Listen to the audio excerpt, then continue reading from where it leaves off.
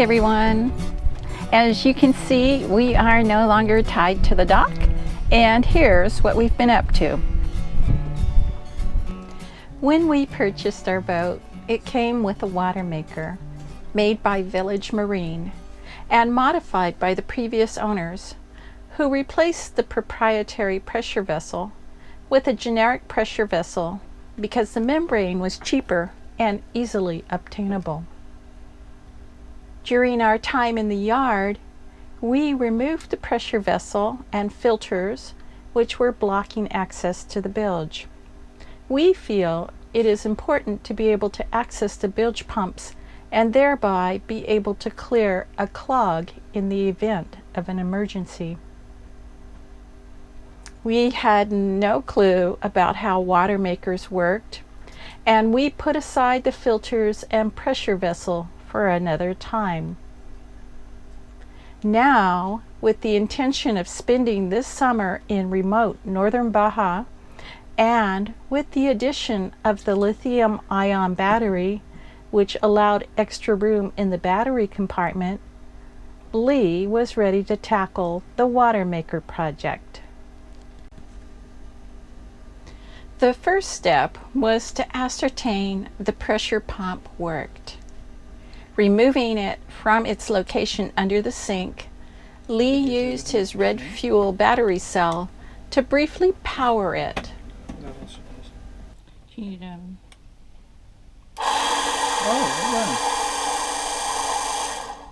Good. For some reason, it didn't seem We like changed the oil in the motor. I painted under the sink. The motor was replaced, and we were on to the next step, which was to talk, visualize, and decide. All best performed after a shower and with a beer in hand. Lucky for us, the previous owners had left plenty of documentation, and in his reading, Lee discovered the pre-filters and valves would have to be located below the waterline, which required some more thought. We decided the pressure vessel would be located in its original position, above and port to the fuel tank. The pre-filters were installed in the battery compartment under the table. The carbon filter was installed under the sink. However, its valve had to be located below the waterline. This filter would be used for removing any chlorine from the tank water when performing a freshwater flush of the membrane. It will also filter water going to the sink. The original hose routing for the overboard brine output was used. However, with the new pre-filter location, new hose runs were required. Then it was time to check for leaks. Thank goodness we are in a boat and all the water could drain to the bilge. After tightening and changing out some of the hose clamps, the leaks were gone and Lee was ready to install the new membrane into the pressure vessel. When I heard the word membrane, I imagined a round, delicate disc, not this tough, rigid tube. Wear precaution. Wear protective gloves and sleeves to avoid prolonged contact with skin and clothing. The use of this product is not necessary, blah, blah, blah. Permeate water obtained from first hour use should be discarded to the drain. So that's the part without the seal. Right. And that will be the output end? Yes.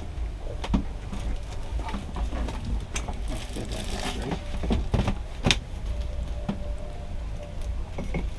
gotta slide down to there. This comes off. Oh, okay. And then there's the seal, huh? And you're supposed to put the food grade silicone on it? Yeah. The pressure vessel ends were added. The collars clamped on, and the pressure vessel was mounted. We flushed the vessel with fresh water from our water tank to verify there were no leaks.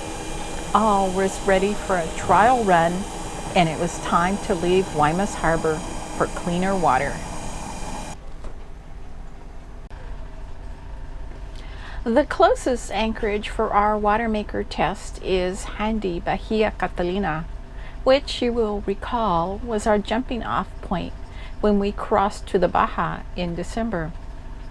A lot of cruisers use this location for a pit stop, either on the return or at the beginning of a crossing. We are anchored in Bahia Catalina, and Lee is emptying out the lazarette so he can get down there and open up the sea cock for the sea strainer for the water maker. Lee read the step-by-step instructions, flipped the valves, and with the pump running, slowly moved the switch to reverse osmosis. Then with a wrench, he adjusted the pressure regulator so the pressure in the vessel was just a little over 800 pounds. We're getting some water dribbling out down there. We had the product valve switched to dump into the bilge, and we flushed the membrane for an hour as recommended by the manufacturer. To the water maker. To the water maker.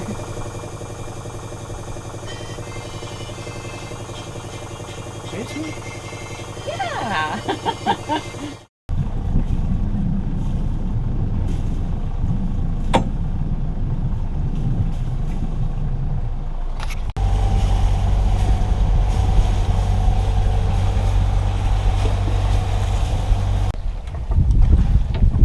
We are sailing downwind right now. We are aiming towards San Carlos. I don't know if you can see it way off in the distance. The peak, it's called Tetacawi.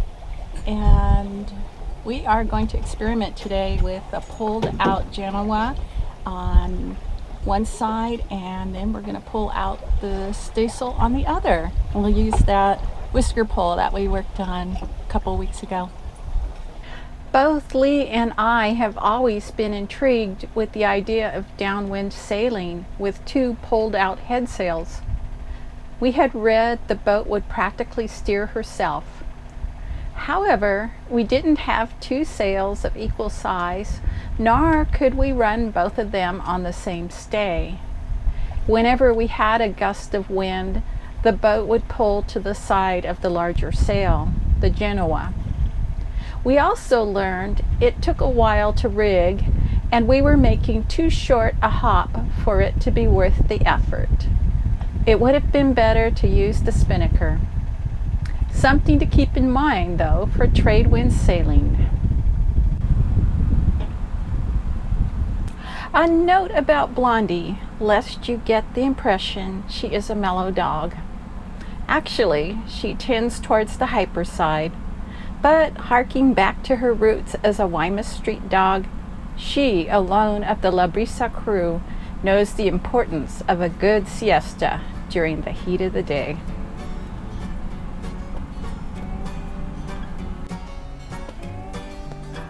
In the next few days, we will head over to San Carlos and then back to Guaymas while we wait around to meet up with friends crossing back from the Baja.